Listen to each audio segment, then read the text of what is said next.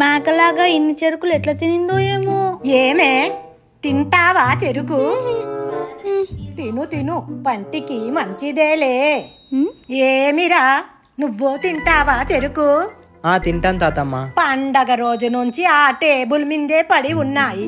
అప్పుడు తినాలనిపించలేదు మీకు, నేను తింటుంటే తినాలనిపిస్తుందా? తిను తిను.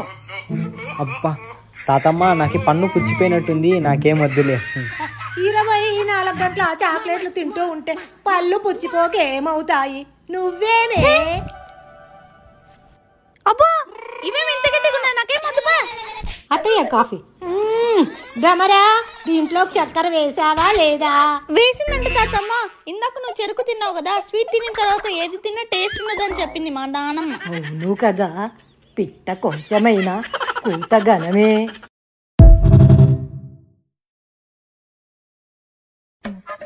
ఏమైంది తాతమ్మ? కాలు నొస్తుందిరా. మా నాయన చల్లగా. హలో హేమంత్,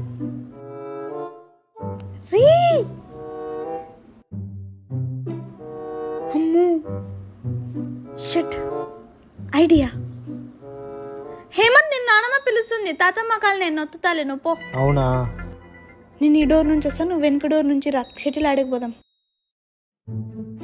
ఏమే నొక్కాలను నొక్కుతున్నావా లేకుంటే ఆడుకోవడానికి వచ్చి కూర్చున్నావా? ఇవి కాళ్ళ కాని గేర్లా నొక్కి నొక్కి నా చేతులు నొప్పిస్తానే. ఏంది కాళ్ళు అనుకున్నావా, కర్ర ముక్కలు అనుకున్నావా, విరగొట్టేస్తావా ఏంది? రాబా. ఉండరా బాబు, ఏమో నన్ను వదిలేలాగలేదు.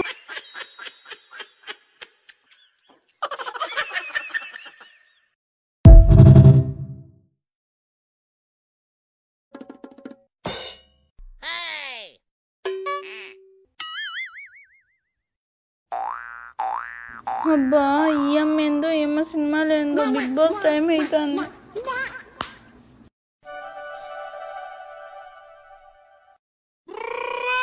అబ్బా ఏమో టీవీ దగ్గర నుంచి లేచేటట్లేదే. తాతమ్మ బిగ్ బాస్ వస్తుంది, కాసేపు టీవీ పెట్టుకుంటా తాతమ్మ. నేను సినిమా చూడాలి, పోవే. ఏమి? బిగ్ బాస్ వస్తుంది చూద్దామంటే ఏమో టీవీ వదులుకోకుండా ఉంది. సరేలే ఉండు. తాతమ్మ బిగ్ బాస్ వస్తుంది తాతమ్మ.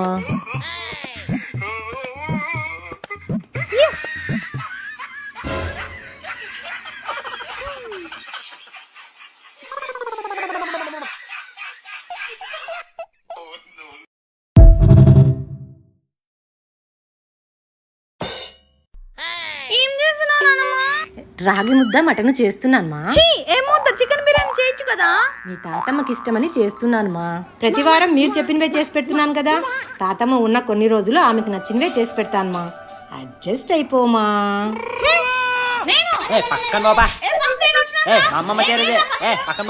తాతమ్మ చూస్తుంది, గమని కూర్చో. మర్యాదగా లేస్తావా లేదా? భోజనం చేద్దు రండి అత్తయ్య. తాతమ్మ నేను ఇటు కూర్చుంటా, నువ్వు అడు కూర్చోపో.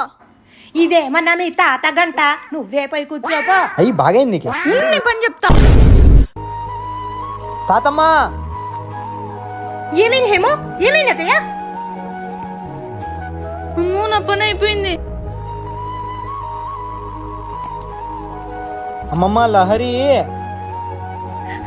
కాలు జారి పడ్డాను లే భ్రమరా. నన్నే పడేస్తావటే.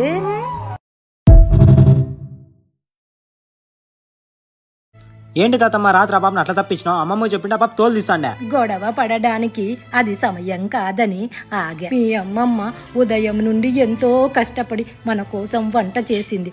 ఆ సమయంలో గొడవ పడితే అది అన్నం కూడా తినదు. నా కోడలు ఆ పిల్ల కోసము చాలానే కోల్పోయిందిరా.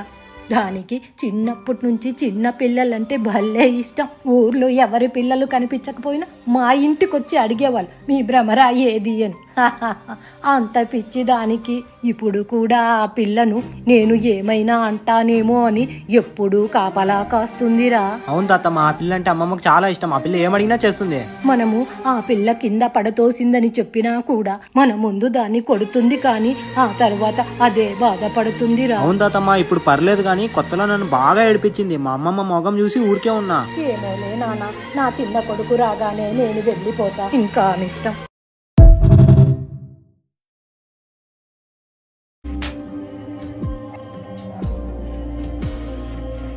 అయ్యో అత్తయ్య, మీకెందుకు శ్రమ, మీరు వెళ్ళి రెస్ట్ తీసుకోండి, నేను చేస్తాను. అయ్యో, ఈ మాత్రం దానికే నేనేమి అలసిపోనులే భ్రమరా. అయినా నేను ఏదో ఒక పని చెయ్యకపోతే నాకేమీ తోచదు భ్రమరా. నువ్వు కూడా నాలాగే తయారయ్యావు, ఎప్పుడు ఏదో ఒకటి చేస్తూనే ఉంటావు. నీవు కూడా ఒక పని పిల్లను పెట్టుకోరాదా? ఎన్నాళ్ళని కష్టపడతావు చెప్పు.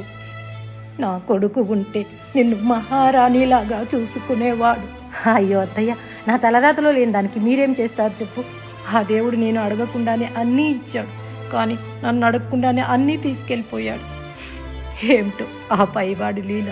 అందరూ మీ జంటను చూసి సీతారాముల్లాగా ఉన్నారు అనుకునేవాడు. ఆ దేవుడు ఓర్చుకోలేకపోయాడు, మిమ్మల్ని వేరు వేరు చేసేశాడు.